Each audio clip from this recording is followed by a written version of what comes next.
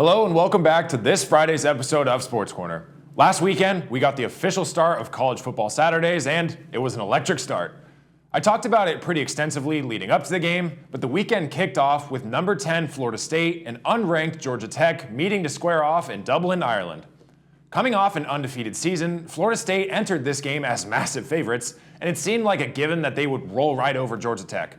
But one of my favorite aspects of college football is anyone can beat anyone whenever. Florida State jumped out to a quick lead, scoring on their opening drive and topping it off with a 2-point conversion on a trick play. Jamal Haynes ran for 75 yards and 2 touchdowns for Georgia Tech, while Haynes King threw for 146 yards and ran for 54 yards, and Georgia Tech found themselves up 21-14 over the Seminoles in the fourth quarter. Florida State then put on an offensive clinic, executing a 15-play touchdown drive that also included 2 fourth-down conversions, and even the score 21-21. With a little under 7 minutes left, Georgia Tech took the field and put on a 12-play drive of their own. Kicker Aiden Burr then made a 44-yard field goal as time expired, and Georgia Tech pulled off the upset, winning 24-21. It was an incredible way to start the 2024 season, and there were a few other games, but the official Week 1 began last night. Only 3 ranked teams played last night, with number 11 Missouri hosting Murray State, number 22 Kansas playing Lindenwood, bonus points if you've heard of that school, and number 12 Utah taking on Southern Utah. This afternoon at 4 p.m., number 16 Oklahoma will play Temple at home, but tomorrow is where the real action begins. I'll run through a few key games to check out, but there are a ton of other games as well. Starting off the day strong, number 14 Clemson will travel to Athens, Georgia to take on the number 1 team in the country, the Georgia Bulldogs. This game will kick off at 9 a.m. on ABC, and you'll not want to miss it. Georgia is pretty heavily favored, but like I just said about Florida State, anybody can beat anybody whenever. Later in the day at 12:30 on ABC, we'll see the interstate matchup between University of Florida and the University of Miami. Miami enters the season as the number 19 team in the country, while Florida is currently unranked. But this should still be a close battle to the end. To close the weekend, we'll get the game I am most looking forward to. Our local number 23 ranked USC will make their Big Ten Conference debut by traveling to a neutral Allegiant Stadium in Las Vegas to face the number 13 LSU Tigers. LSU is just slight favorites, and I'm very curious to see how USC will look in the post-Caleb Williams era, plus how all the former Pac-12 teams will handle themselves in their new conference. This game kicks off on Sunday at 4:30 p.m., also on ABC. Switching gears over to the NFL, I covered pretty much everything with my season preview last week, so I won't dwell too much on it. I had to mention yet another groundbreaking contract, though.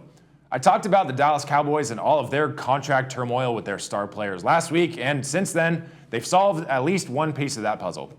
Cowboys star wide receiver CeeDee Lamb has ended his holdout and agreed on a 4-year, $136 million deal that makes him the second highest paid non-quarterback in NFL history. This deal includes a $38 million signing bonus, the largest ever given to a wide receiver, and $100 million guaranteed.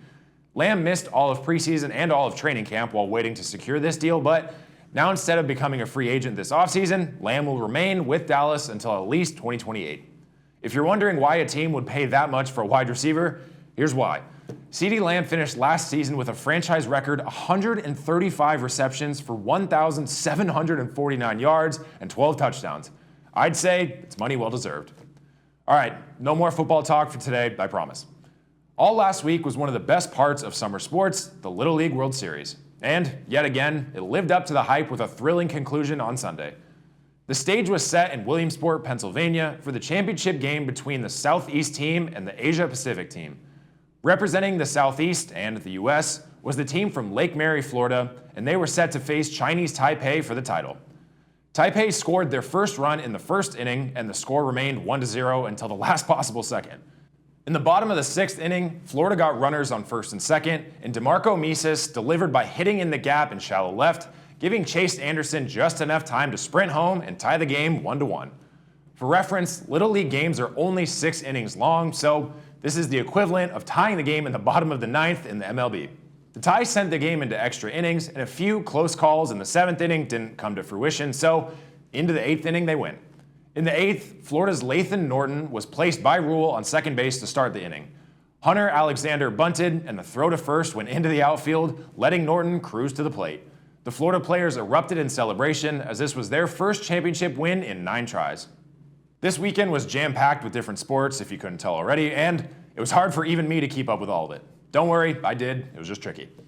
F1 was back this weekend with the Dutch Grand Prix. This is the home course for Red Bull driver and reigning world champion Max Verstappen. Verstappen has won at his home course the past 3 years in a row, but despite a valiant effort, that streak was broken. McLaren driver Lando Norris pulled off a statement victory despite a tough start. Norris started the race in pole position, meaning first overall, but before the first turn of the race, Verstappen overtook Norris and was in the lead. Norris kept on pace and passed Verstappen late in the race to bring home his second career win, both coming from this season. The F1 season continues this weekend with the Italian Grand Prix, with the race starting at 6 a.m. on Sunday morning. Another major sporting event began this past weekend, the U.S. Open of tennis.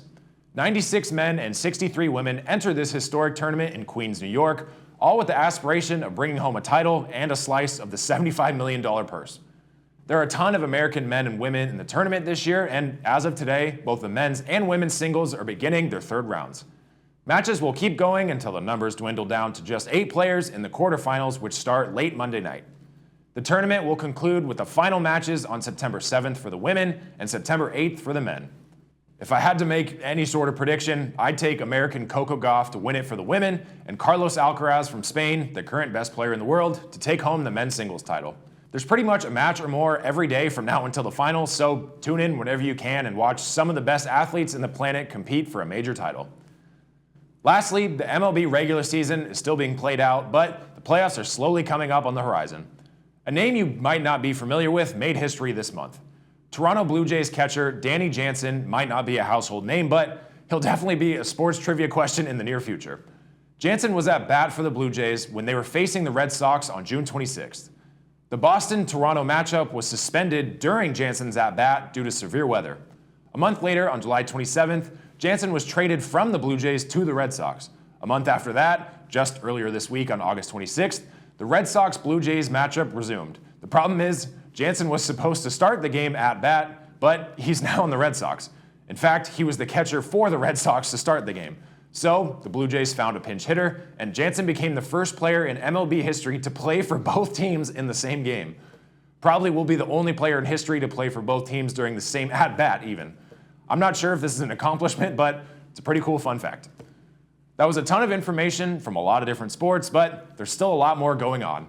Like I said, the MLB is slowly wrapping up the regular season and heading towards playoffs. The WNBA has been absolutely electric all season, and their playoffs begin in just about 3 weeks, plus the English Premier League, NHL preseason around the corner, and so much more.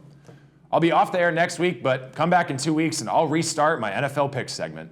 Last season, I finished the year going 37-19, meaning I was just about 66% accurate. Not too bad, but aiming for somewhere around the 75% range this season. We'll see how it goes. Enjoy week 1 of NFL football while I'm away, and I'll recap it in 2 weeks. Anyway, like I said, come right back in 2 weeks for more news, updates, and highlights from all across the sports world. Enjoy your long Labor Day weekend, and as always, thanks for tuning in. I'm Cole Young. Have a great weekend, and I'll see you next time.